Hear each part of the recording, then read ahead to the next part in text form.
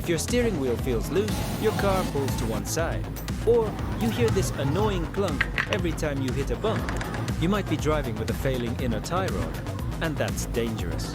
Today, I'm going to show you how to replace it step by step, right in your own garage, without paying a mechanic hundreds of dollars.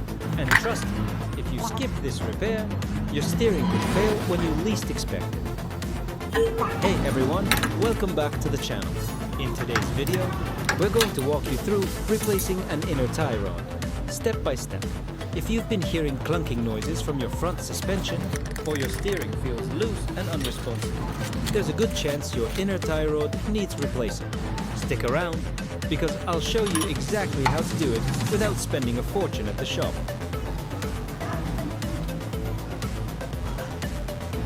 Before we begin, let's go over the tools you'll need. An inner tie rod removal tool, an adjustable wrench, a torque wrench, penetrating oil, and a pair of gloves. Having the right tools will make this job much easier and safer. First things first, safety. Make sure your vehicle is on a level surface. Then jack up the front end and secure it on jack stands. Never work under a car supported only by a jack. Next, remove the front wheel on the side you'll be working on. This will give you full access to the inner tie rod assembly. Locate the inner tie rod boot and remove the clamps securing it. Slide the boot off to reveal the inner tie rod joint. Now, spray penetrating oil on the threads to help loosen any rust or grime.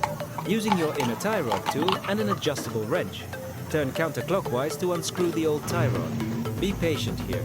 If it's stuck, apply more penetrating oil and give it a few minutes to soak in.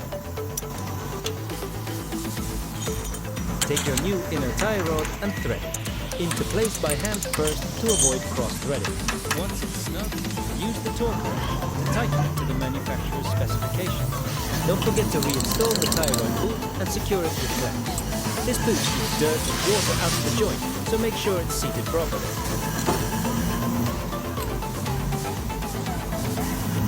Once the inner tie rod is installed, you'll need to reattach the outer tie rod and adjust the alignment.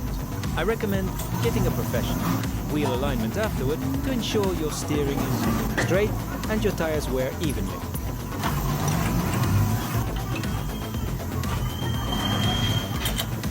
And that's it! You've just replaced your inner tie rod yourself, saving both time and money. If you found this video helpful, hit that like button, subscribe for more DIY car repairs, and check out our other videos for more automotive tutorials.